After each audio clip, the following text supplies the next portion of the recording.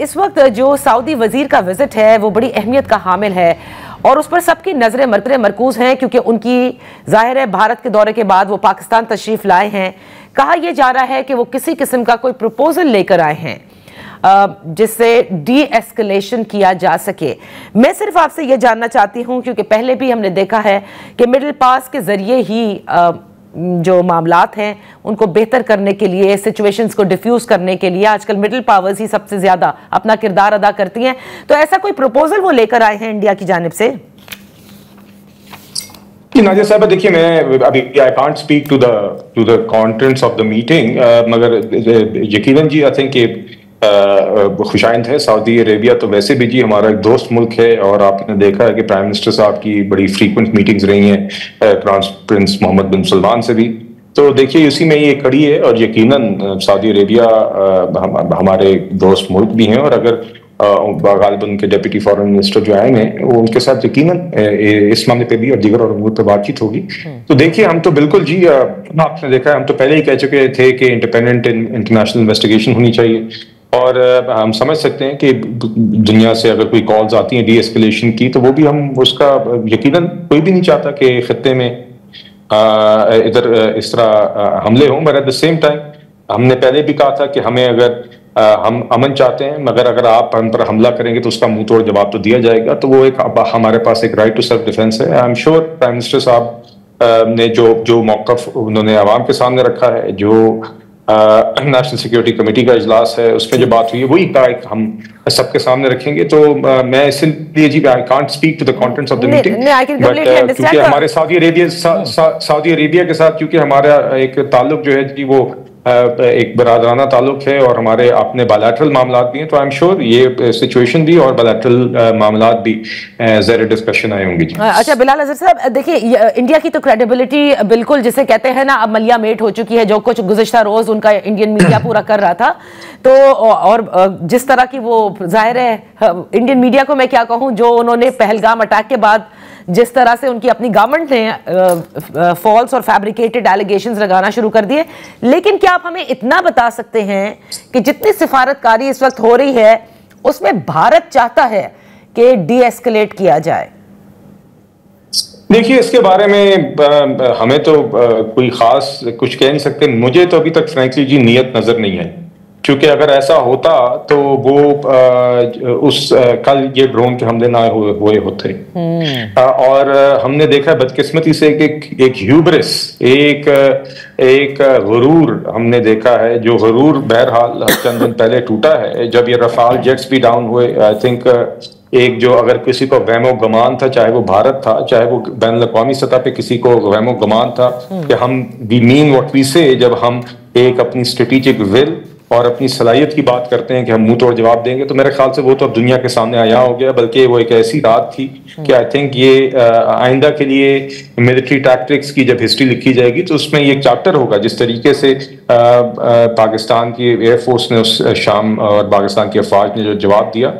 तो देखिए बात यह है कि आई थिंक जी वन कैन ओनली होप। देखिए हमारा काम है कि हम अपना मुकदमा पेश करें, हम अपनी ये इस बिल को जिस तरह हमने दिखाया इस तरह ही आगे दिखाएं। मेरे ख्याल से हमारी प्राइम मिनिस्टर साहब ने, आर्मी चीफ ने, आर्म फोर्सेस के सारे चीफ्स ने, हमारी कौम ने जिस तरीके से इस मामले को 22 अप्रैल से आज तक डील किया, मेरे ख्याल से इट इज इम्पेक्टेबल। हमने अपना मुकदमा हर सतह पर डिप्लोमेटिकली, मिलिटरीली, मीडिया पर अच्छे तरीके से लड़ा है और हमें इसी तरीके से अपनी सॉवरेंटी भी, अपने मुल्क का दिफा भी करना है और अपना मुकदमा भी पेश करना है। बाकी जी भारत हम उम्मीद ही कर सकते हैं कि वो होश के नाखून ले, मगर हमने तो जी देखिए हमने उस पर रिलाई नहीं करना। हम इस मामले में सेल्फ सफिशिएंट है और इंशाल्लाह अपने मुल्क की सलामती के लिए हर एंड तक जाएंगे जी इंशाल्लाह। जैसे बिलाल साहब आप कह रहे हैं कि आपको नहीं लगता कि भारत डी एस्केलेट करना चाहता है, वरना वो ये ड्रोन्स न भेजता जिस तरह से उसने तवातुर से ड्रोन्स भेजे। तो क्या जैसे ख्वाजा आसिफ साहब भी बार बार कहते थे इस अटैक से पहले जो उन्होंने 6 और 7 के बीच में किया कि एन अटैक इज इमिनेंट, आपको अभी भी लगता है कि कोई मिसएडवेंचर कर सकता है भारत? जी देखिए, मेरे ख्याल से जी हमने तो पहले भी यही सवाल होता था उनके हमले से पहले, तो हम हमेशा यही कहते थे कि देखिए जी, we are ready for all eventualities and that is the case today as well.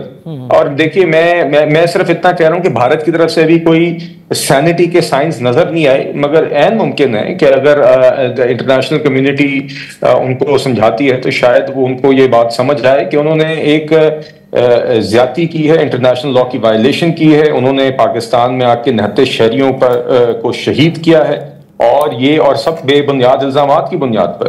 तो देखिए, मेरे ख्याल से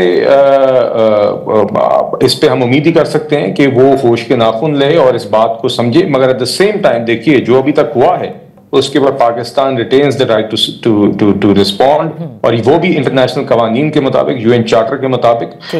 but one can only hope कि भारत जो है अपने इस अपने जो उन्होंने जो ये क्राइम कमिट किया है, फ्रैंकली इंटरनेशनल क्राइम कमिट की है, जो पाकिस्तान की सॉवरेनिटी वायलेट की है, जो पाकिस्तान पर बुज़दिलाना हमला किया है, इस पे नजरसानी करेगा और आगे इस तरह की बात से गुरेज करेगा। मगर हम इस पे रिलाई नहीं कर सकते, हमने अपनी राइट टू रिस्पॉन्ड भी रिटेन करते हैं और हमने अपना मामला खुद ही संभालना है।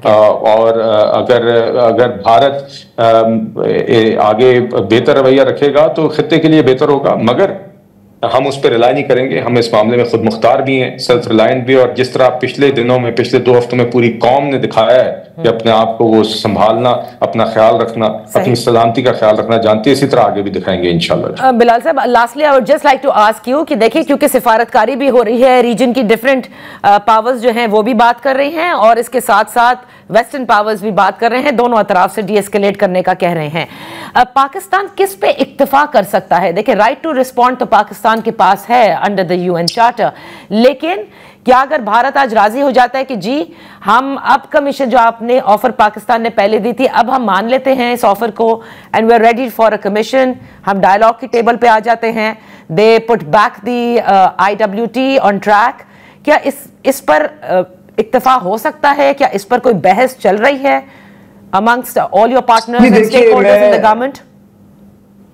देखिए, मैं फिर से यही दोहराऊंगा कि जी पाकिस्तान के पास एक राइट टू रिस्पॉन्ड भी है, और उस पर हम वाज़ेह तौर पे कह चुके हैं कि वी विल रिस्पॉन्ड इट। आप अपने जो ऐसा वक्त, जगह और तरीक़ेकार जो हम तय करेंगे, और इसके हवाले से अफवाज को डायरेक्शन भी दे दी गई है। बाकी देखिए, बात जहाँ तक डीएस्केलेशन की है, तो मेरे ख्याल से जी the ball is in India's court, क्योंकि India is the aggressor. India ने ही ज्यादती की है और पाकिस्तान हर हवाले से हक पर खड़ा है। इवन उस दिन रिस्पांस पे भी हमने 5 जहाज गिराए, मगर मजीद गिरा सकते थे, हमने उसमें भी रिस्ट्रेंट दिखाया। तो इसलिए पाकिस्तान तो हर लिहाज से has the moral high ground, has उस दिन का मिलिट्री हाई ग्राउंड। और इसलिए जी जो भी अगर डीएस्केलेशन में चीज होगी तो वो तो हमें देखनी होगी कि उसमें भारत क्या कंसीड करता है। क्या वो सबसे पहले तो आगाज इस बात से होना चाहिए कि वाकई में वो कंडेम करें इस चीज को और एतराफ करें कि उन्होंने जो किया ये गलत किया। बहरहाल मेरे ख्याल से जी इट इज, क्योंकि डिप्लोमेटिक सतहों पे बातचीत हो रही है, तो लेट्स सी उस पे आगे। I think it's premature to talk about it, but at this moment in time Pakistan retains its right to respond under self defence, और उस हवाले से हमारी रियासत, हमारी हुकूमत बड़ी क्लियर है जी।